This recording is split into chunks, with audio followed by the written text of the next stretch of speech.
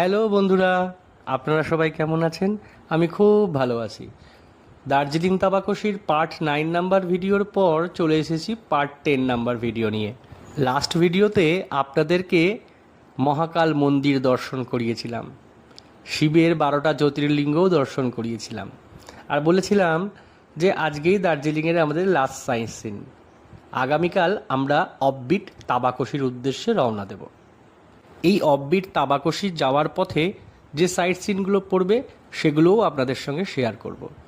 তার মধ্যে এটা একটা অন্যতম। লোকজনের প্রচুর ভিড়, খুব সুন্দর জায়গা, অনেক লোকে ভিড় করে ছবি তুলছে, আমরাও ছবি তুলেছি। কিন্তু এখানে একটা ঘটনা ঘটেছে জানেন, এখানে ভীষণ জোঁক। আমাদের একটা বাচ্চার পায়ে জোঁক লেগেছিল। যাই হোক, তেমন কিছু ক্ষয়ক্ষতি হয়নি। আমরা একটুখানি পরেই আবার শুরু করলাম আমাদের গন্তব্য তাবাকশির উদ্দেশ্যে। এক পাহাড়ের কোল থেকে আর এক পাহাড়ের কোলে চলে যাচ্ছি। রাস্তা অত্যন্ত দুর্গম, প্রাণ যেন হাতে নিয়ে যাওয়ার মতো। পাহাড়ের উপর থেকে আমরা দেখতে পাচ্ছিলাম ওই নিচে পাহাড়ের কোলে তাবাকশি গ্রামটা। আমরা দূর থেকে আন্দাজাও করছিলাম ওটাই হয়তো আমাদের রিসর্ট। দার্জিলিং থেকে তাবাকশির দূরত্ব বেশি নয়, 33 কিলোমিটার মতো। সময় লাগে ঘন্টা দেড়েক।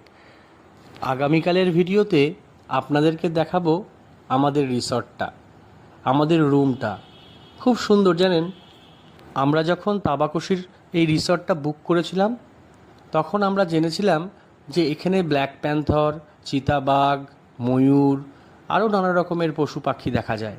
দার্জিলিং থেকে তাবাকশির এই যাওয়ার রাস্তাটা অত্যন্তই দুর্গম।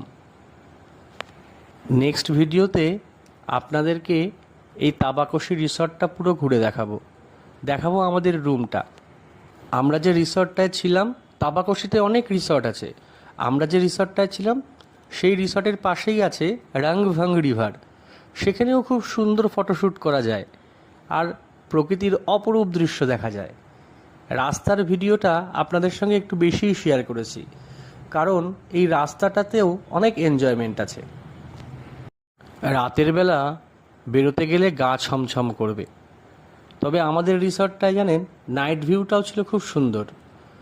আমাকে ফলো সাপোর্ট করতে আর লাইক কমেন্ট করতে একদম ভুলবেন না।